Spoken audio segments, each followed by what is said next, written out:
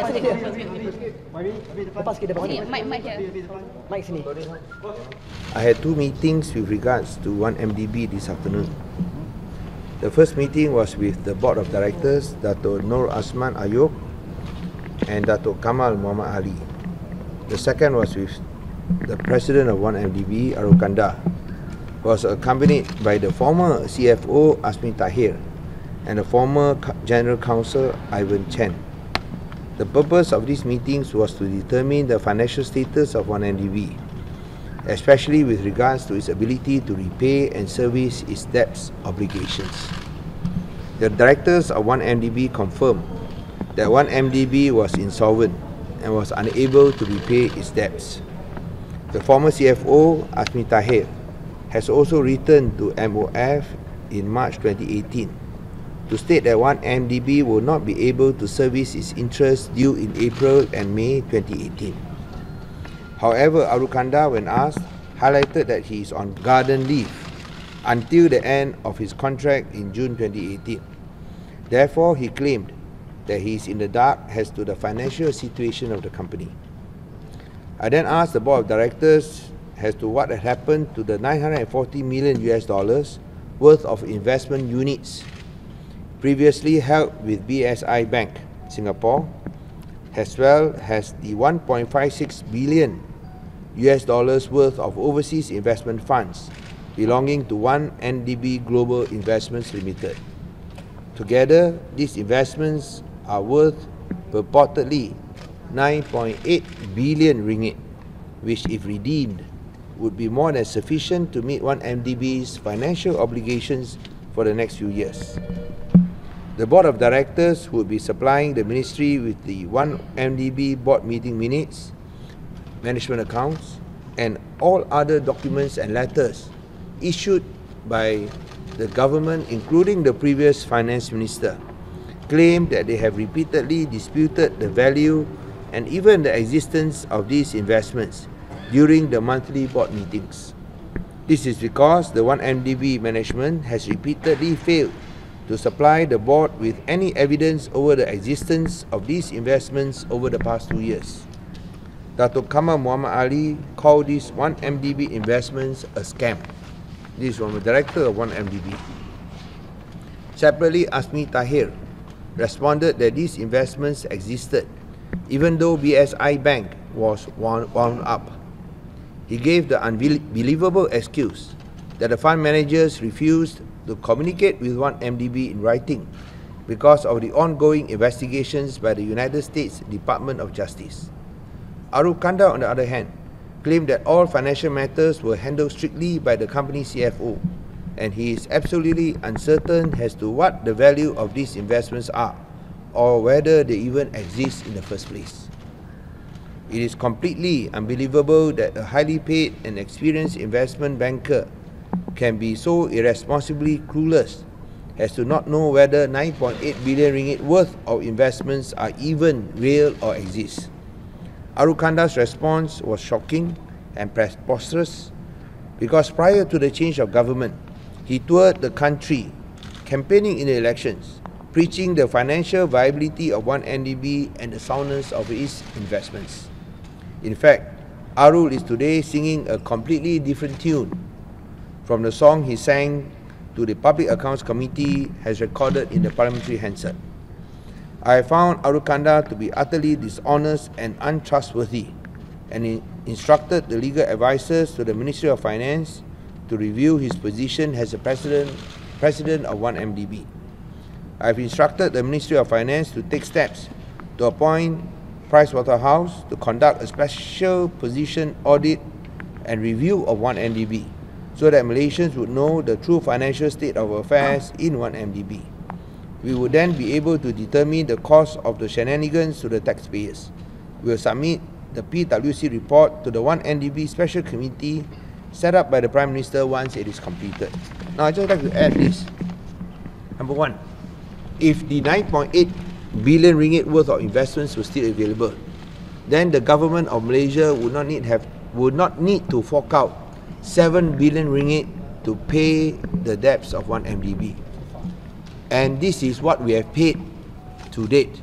We are going to pay another 954 million ringgit this year. 145 million ringgit by the end of 30th of May. Correct, huh? The CDS. And the remainder end of the year. That's number one. Number two, apparently, one NDB from the 1st of January or from this year onwards had only one employee, which is Arul Kanda. For a company of this magnitude that had borrowed so much money, they had only one employee, which is the CEO, and he is on garden leave. I find that very hard to believe. We have also instructed that it is, I think, time for us to take over the offices of one NDB, and we have instructed Ministry of Finance officials to take possession of the building as shareholders, and the General Counsel has agreed, and he is handing over the keys to our possession. We hope that all the documents are still in place.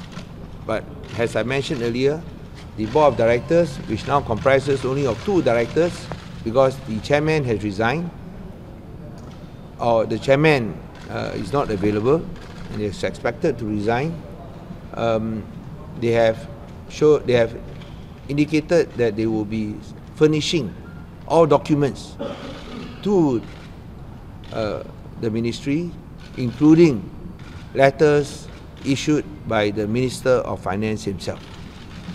Are there any questions? Can you further explain the insolvent things, because you used the... No, the board of directors, the 2 directors came because the 3rd director is not available. They said that when they became a director, that was 2016. Yes. 2016. When they were directors in 2016, the company was already insolvent. Officially or? No, it was insolvent because at that time they said that the company had losses of around $500 million ringgit. It was no longer effectively a going concern. It was already insolvent. So at this point, it's unclear whether one MDB has the ability to pay out the No, the reason we call one NDB to come is because I have to sign the authorization to pay debts on behalf of one NDB of 143 million ringgit. I have to pay 143 million ringgit by the end of this month. So I was shocked that the first document I signed is to pay debts of one MDB. And I refuse to sign unless I see all the relevant documents. So the first, I think, requirement is that one NDB must write to the federal government saying they cannot pay. Then we will be required to pay, because this is a back-to-back guarantee. If one NDB cannot pay, then the federal government has to pay. So we have no choice. The state will have to pay, because we have no choice. So in this case, the state party is the Malaysian government. So Malaysian government will have to pay, and in order to make sure that this is done properly, we require one NDB to write a letter to the federal government saying that they are unable to pay. And to do that, as I said just now, there's only one employee in one NDB at the moment, and that is Arul Kanda. And we have not received any letter. He's on garden leave, whatever that means. So are they going to write the letter since he is on? He's instructed to write the letter to say whether one NDB can pay or cannot pay. So that instruction has been issued to him. So at this moment, it is not clear that whether he will be writing the letter soon or... Let us, well, the instruction has been issued to him. What about ke dakwaan kata yang Puan MDB sebelum ni dah pindahkan semua aset mereka kepada MOF. So yang MOF bayar tu sebenarnya adalah duit Ini aset asalnya datang daripada MOF. So MOF pindah aset kepada itu Wan NDB dengan harga yang sangat rendah. Lepas dia pindah balik. So apa bezanya? Ini macam tangan kiri pergi ke tangan kanan. Ini satu permainan saja supaya dapat mengaburkan mata rakyat Malaysia tentang wang yang begitu besar yang telah dirompak daripada rakyat Malaysia. Jangan lupa bahawa pihak kerajaan persekutuan telah membayar sehingga sekarang hampir 7 bilion ringgit. Dan kita terpaksa bayar sebanyak 954 juta lagi pada tahun ini. So itu satu malapetaka kerana tolong bayangkan sekiranya 7 bilion ringgit ini yang telah dibayar boleh digunakan untuk rakyat Malaysia. Saya rasa ramai yang akan dapat faedah. Ini semua kerana satu syarikat 1MDB. Dan itulah sebabnya kita panggil beliau untuk datang. Arul Kanda untuk datang, jelas. Tapi saya tengok sikapnya,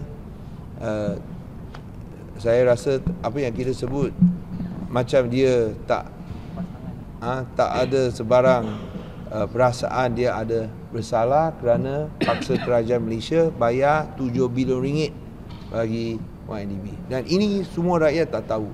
Hanya sekarang bila ada pertukaran kerajaan, baru kami tahu, baru rakyat tahu. Dan kita dedakan ini kerana rakyat berhak tahu keadaan sebenarnya. Dan apa yang Tun Dr. M sebut adalah betul. Memang ini adalah satu kleptokrasi dan perumpakan penyangak besar-besaran paling besar dalam sejarah dunia. What about the investment units that was mentioned? Now he says that he doesn't know whether it exists or not. He cited some documents in 2014, but he doesn't know, which is ridiculous. Said he doesn't know whether the investment units exist. He doesn't know. He's not sure. It's ridiculous, preposterous. Timeline to write the letter. No, saya bagi instruction kerana kita kena buat bayaran sebelum 30 Mei ini. So tentulah sebagai prosedur dia harus maklumkan kepada kerajaan persekutuan bahawa 1MDB tak ada wang untuk bayar. Tapi memang jelas 1MDB tak ada wang. Dia mesti buat dengan segera. Maybe if he doesn't send the letter, will you still pay? Or? Can I answer that later? Okay. Right. Jadi, boleh komen kasar penentukan apa yang minyak tu? Apa situasi yang boleh kerajaan? Itu yang kita telah terima arahan untuk stabilkan harga minyak daripada Tun Ahmad Berhormat Perdana Menteri. Saya rasa untuk dapat maklumat lanjut, bolehkah saya buat kenyataan besok supaya kita boleh bagi, dan anda semua nak buka puasa. Okey. Kita tolong. Terima kasih. Baik, terima kasih semua. Thank you so much.